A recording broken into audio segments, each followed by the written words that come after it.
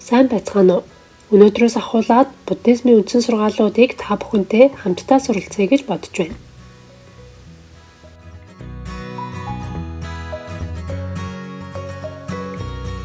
Буддийн сургаал бол хизээч хаанч хэнд ч хамаарах орчлон ертөнцийн хууль юм. Энэ хуулийг бодит амьдралдаа тусган аз жаргалтай болох арга замыг нь хэрэгжүүлэх юм бол тухайн хүний нөхцөл байдлын дагуу хууль өөрчилж эхэлдэг. Тиймээс онлын үүднээс тайлбарлахаас гадна амьдралтаа хэрхэн ашиглах тухайд буддийн сургаалтай очраад сэтгэл хөдлөсөн талаараа би өөрийнхөө туршлагаас ярих болно. Гэхдээ миний ярих зүйл бол буддийн сургаалын зөвхөн нэг л хэсэг. Тиймээс энэ бичлэгийг үзээд би ингэж ойлгосон. Надад энэ таалагдсан гэх зэргээр дэлгэрүүлэн ярилцаж хамтдаа буддийн сургаалыг сурах гэж бодож байна.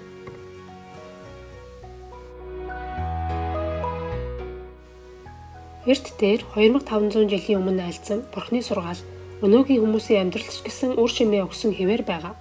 Мөн одоо энд байгаа бид бүхэн тэр сургаалыг хэрэгжүүлэн бодитоор аз жаргалтай болох боломжтой гэдэг нь миний сэтгэлийг үнэхээр их хөдөлгсөн. Тиймээс би гол төлөв буддийн сургаалыг бодит амьдралдаа хэрхэн ашиглах талаар ярих болно.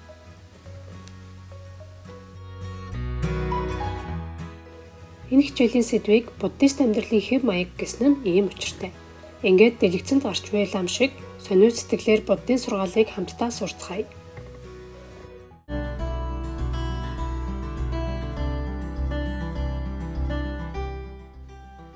Өнөөдөр эхний хичээлээр шүтэн барилгын хуулийн талаар сурах болно. Шүтэн барилгын сургаал бол буддийн сургаалуудын хамгийн үндсэн гол сургаал. Буддийн бүх сургаал энэ сургаалаас салбарлан үүссэн гэж хэлж болно. 2500 жилийн тэртээ Бурхан багш бод модны дор Дарма буюу ертөнцийн хуулийг гэгэрсэн. Дарма гэдэг нь сансар окторгын хамаг юмс үзэгдэл, амьд амьтанд хамаарах жинхэнэ үнний хууль юм. Өөрөөр хэлбэл хизээж, хаанч, хэнд ч хамаарах орчлон ертөнцийн нийтлэг хуулийг хэлнэ. Тийм ч учраас яг л ном журмынхан дагуу хэрэгжүүлэх юм бол ямар ч хүн хизээж, хаанч байсан Бурхан багш шиг аз жаргалыг олж чадна. Энэ бол буддийн сургаал юм.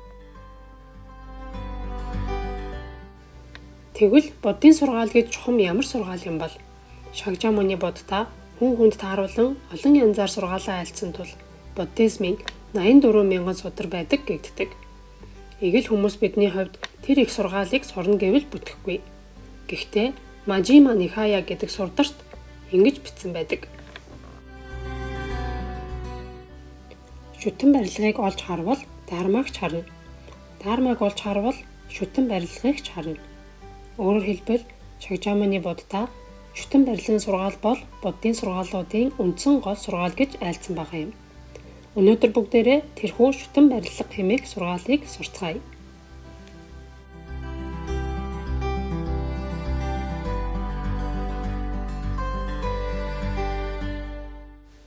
Шүтэн барилгын сургаалын талаар сударт ингэж бичжээ.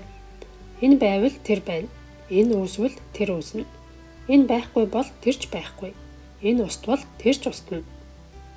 Энд нэгэн зэрэг үүсэн бий болох орон зайн харилцан хамаарал ба өөр цаг хугацаанд үүсэн бий болох цаг хугацааны харилцан хамаарлын талаар дурдсан байна.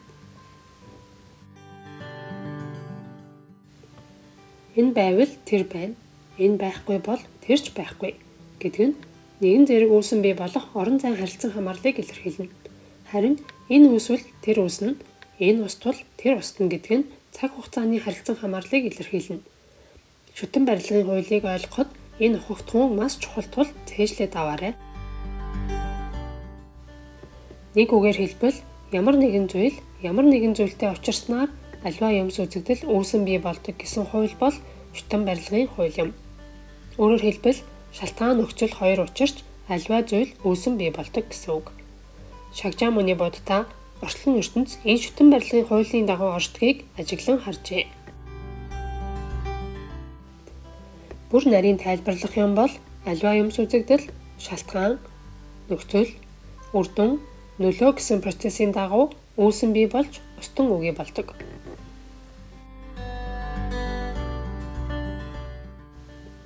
Бурхан багш Энэ хорвоо ертөнцид хизээж өөрчлөгддөггүй, үргэлж нэгэн хэвээрээ байдаг зүйл гэж нэгч байхгүй.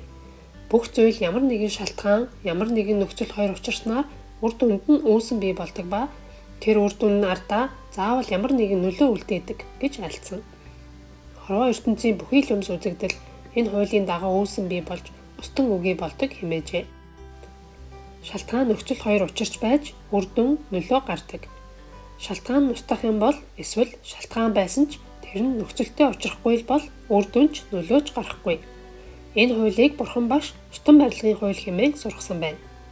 Ямар нэгэн нөхцөл бүрдэж байж л ямар нэг үйл явдал болж ямар нэгэн эд юм үүсэн бий болдог. Харин эсвэргээрээ тэр нөхцөл нь байхгүй болчих юм бол тэр үйл явдалч тэр эд юмч байхгүй болно гэсэн үг. Энэ бол хорвоо ертөнцийн хамаг юмс үзэгдэл үүсэн бий болж устан үгүй болох нийтлэг хууль юм. Үүнийг Шагжаамны Будда зүүн совингороо мэдрэн гэгэрсэн юм.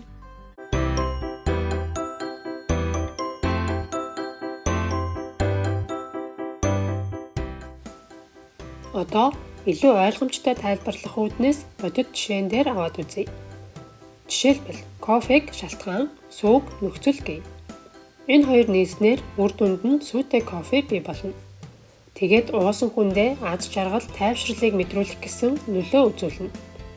Эдгээр хүчин зүйлүүдийн аль нэг нь өөрчлөгдөх юм бол бүгд орвонгороо өөрчлөгдөнө. Кофег цайгаар солих юм бол үр дүн нь сүйтэй цай болж хуурна. Тэгвэл цай хэвээр нь үлдээгээд сүүг лимоноор солих юм бол лимонтой цай болно. Энэ бол хэнд ч ойлгомжтой зүйл. Бодит амьдралын үйл явдалч гэсэн яг л энэ хуулийн дагуу явагддаг. Хизээж, хаанч, хэнд ч хамаарах хууль гэдэг хэнд ч ойлгомжтой мэдээжийн зүйл байх ёстой. Гэхдээ бид үүнийг ойлгож ухамсарлан амьдралдаа хэрэгжүүлдэг билүү? Мэдээж хэрэг ганцхан шалтгаан нөхцөлийн харилцан үйлчлэлээр альва юмс үүсэн бий болно гэж байхгүй. Давхар шалтгаан нөхцлүүд гарч ирээд л байх юм бол шүтэн барилдах процесс үргэлжилсээр л байна.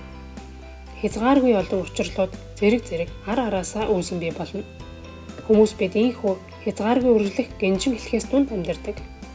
Тэгээд тэр шалтгаан нөхцлүүдээс ухамсартайгаар эсвэл ухамсаргүйгээр заавал ямар нэгэн сонголт хийх хэрэгтэй болдог.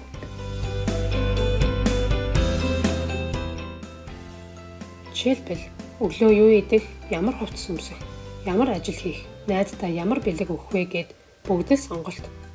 Өдөр тутмын жижигхэн зүйлээс ахуулаад амьдралд нөлөөлөх томоохон шийдвэр гаргах асуудал гэд маш олон нөхцөл боломжуудаас заавал аль нэгийг нь сонгох хэрэгтэй болно. Ийм амьдралд шүтэн барилгын хуулийг хэрхэн ашиглах вэ?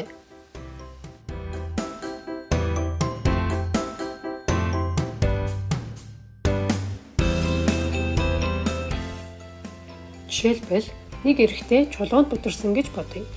Үүнийг шүтэн барилгын хуулиар аваад үзвэл шалтгаан нь тэр эрэгтэй бүдэрсэн чулуун нөхцөл гэсэн үг. Сая сурсанчлан нөхцөл нь өөрчлөгдөөгүй байсан ч гэсэн шалтгаан нь ямар байхаас шалтгаалаад үр дүн нь өөрчлөгдөнө. A, B, C гэсэн 3 хувилбараар бодоод үзье. A хүн чулуунд бүдрээд ууралсан. B хүн яарч сандран болгоомжгүй байсан өөртөө дүгнэлт хийсэн.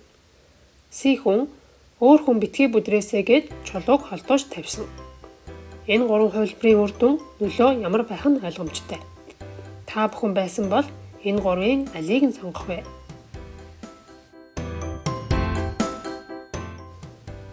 Энэ жишээг бүр дэлгэрүүлэн бодит амьдрал дээр тусган бодоод үзье. Чулууны оронд ууртай хүн эсвэл дургүй хүнээ тавиад үзье. Таны санаанд хэн орж ирж байна вэ? Дарга тань уу? Эсвэл гэр бүлийн тань хэн нэг нь үү? Одоо өөрийгөө шалтгаан толгойд орж ирсэн хүнээ нөхцөл гэж бодоод үзвэл та ямар сонголт хийх вэ? Та өөрөө ч бас уурлах уу? Дүрс хийсэн ууртай өөртөө дүгнэлт хийх үү? Эсвэл уурлаж байгаа хүнийг тайвшруулан ээлдгээр харилцах уу? Нөхцөл өөрчлөгдөөгүй байсан ч гэсэн өөрөө ямар сонголт хийхээс шалтгаалаад үр дүн өөрчлөгдөж, улмаар түүнээс гарах нөлөө нь ч өөрчлөгдөнө. Шүтэн барилгын хуулийг амьдралд ийм байдлаар ашиглана. дахиад нэг жишээ татъя. Нэг хүн барилгачингаас юу хийж байгаа юм бэ гэж асуув. Шүтэн барилгын хуулиар шалтгааныг нь хүн, нөхцөлийг нь барилга гэж үзье. Түрүүний жишээтэй адил нөхцөл нь өөрчлөгдөхгүй ч гэсэн шалтгаан ямар байхаас хамаарат үр дүн, нөлөө нь өөрчлөгдөнө. A хүн дарга хий гэсэн болохоор хийж байна гэж хариулав. B хүн мөнгө олох санаатай хийж байна гэж хариулав. Харин C хүн олон түмний төлөө гайхамшигтай сайхан хийд барьж байна гэж хариулав. Яг адилхан барилга барьж байгаа ч гэсэн хийж байгаа хүнийхэн сэтгэл хүлээж авах үнцэг өөр байгаа биз? Тэгэхээр үр дүн ч гэсэн өөр болж ирж таарна. Одоо та бүхэн өөрсдийнхөө сэтгэл рүү өнгийгөөд үзнэ үү? Энэ гурван хүлээж авах үнцгийн алийг нь та сонгох вэ? Жишээ нь буддын сургаалыг А хүн шиг хэн нэгэн хүн сур гэсэн болохоор сурах уу? B хүн шиг өөрийнхөө төлөө сурах уу? Эсвэл C хүн шиг олон хүмүүсийн ад жаргалын төлөө сурах уу? Алийг нь сонгосон буруу гэсэн юм байхгүй. Алийг нь сонгож болно. Аль нэгнийг нь сонглоо гэхэд тэр нь явандаа өөрчлөгдөж болно. Ингэж хэлэхгүй бол болохгүй гэж бодолгүй. Яг одоо ямар сэтгэл төрж байна түүнийгээ ажиглаад үзээрэй. Хамгийн чухал зүйл бол сэтгэл хөдлөлтөд авталгүй өөрийнхөө жинхэнэ сэтгэлийг олж харж удирдах чаддаг болох явдал юм. Өнөөдрөөс ахуулаад буддын сургаалыг хэсэгчлэн үзэх болно. Энэ явцад та бүхний дотор ямар сэтгэл төрж, сэтгэл танд хэрхэн өөрчлөгдөж байгааг ажиглаад үзээрэй.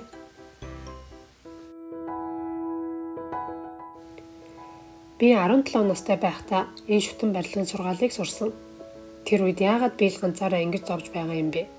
Бусад хүмүүс надаас илүү ад жаргалтай байна гэж боддог байсан. Мөн миний хувь тавилан хизээж өөрчлөгдөхгүй гэж боддог байсан. Одоо бодоход бүх зүйлийн бурууг эргэн тойрон бусад хүмүүс тогтох байсан юм. Яг тэр үед энэ шүтэн барилгын сургаалтай учирсан. Сургаал заасан багшийн үг миний амьдралыг оронгоор нь өөрчилсөн юм да. Тэр багш хичээлийн төгсгөлд ингэж хэлсэн. Өөрийнхөө амьдралд өөрөө гол дүр нь болж амьдарцгаая. Эргэн тойрон бусад хүмүүст бурууг тохиж амьдрах туслах дүр байх уу? Эсвэл ямар ч зүйлтэй тулгарсан бүхнийг өөр дээрээ хүлээж авдаг гол дүр байх уу? Та бүхэн аль амьдралыг нь сонгох вэ гэж асуусан. Энийг чинь бол харин би өөрөө хийж чадах юм байна гэд сэтгэл маш их хөдөлж байснаа санаж байна. Хос санагддаг байсан буддын сургаал шууд л толгойд минь ороод ирэх шиг болсон. Тэр өдрөөс хойш би бусдад буруу тохолгүй өөрөө өөрийнхөө амьдралын гол дүр болж амьдрахаар шийдсэн юм да. Тэр мөчөөс ирч хүчгүй үлбэр амьдралаас тис өөр амьдрал руу алхаад орчихсон юм шиг л санагдсан. Аливаа асуудал бэрхшээлүүдтэй нүүр тулах зоригтой болж өөрийгөө олсон мөч байсан гэж хэлж болох байх. Тэгээд хамгийн гайхалтай нь миний сэтгэл өөрчлөгдснөөр дагаад амьдралын маань олон зүйл өөрчлөгдсөн. Гэхдээ одоо ч гэсэн бусад хүн эргэн тойронд бурууг тохих сэтгэл бараг л байнга турдаг гэж хэлэхэд хэсдэхгүй байх. Тэр болгондоо шүтэн барилгын сургаалыг сурсан тэр мөчөө санаж сэтгэлээ өөрчлөх дасгал хийдэг юм да.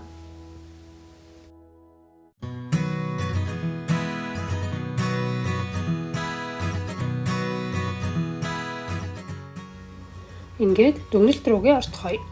Өнөөдөр бид шүтэн барилгын хуулийг сурлаа.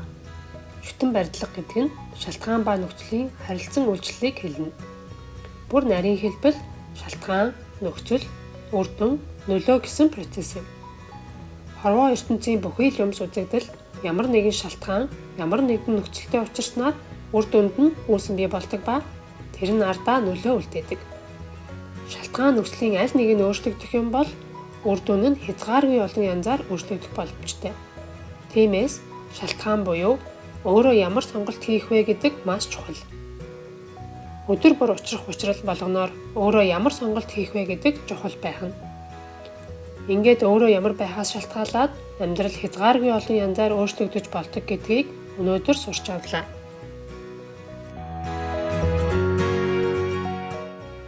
Үүнийг ухаарах юм бол хэдэн наснасаа ч хамаагүй амьдралаа өөрчилж болно. Буддист амьдралын хэв маягаар амьдарч эхлэн гэсэн үг. Одоо оройтсон гэсэн юм огтхонч байхгүй. Хүн уухта хязгааргүй олон боломжууд дунд амьдардаг гэдгийг Бурхны сургаалаар хэлэх юм бол шүтэн барилгын хуулийн дагуу олон зүйлийн ачаар амьдардаг гэдгийг ойлгосон тэр мөчөөс ахуулаад таны амьдралд хязгааргүй олон боломж нээгдэх болно. Хязгааргүй олон боломжуудаас бид хэрхэн яаж сонголтоо хийх вэ? Энэ асуултын хариултыг дараагийн хичээлээр сураад явах болно. Ингээд өнөөдрийн хичээл дуусч байна. Хичээлээ дуустал нь сонссонд баярлалаа. Дараагийн хичээлээр дахин уулзцгаая.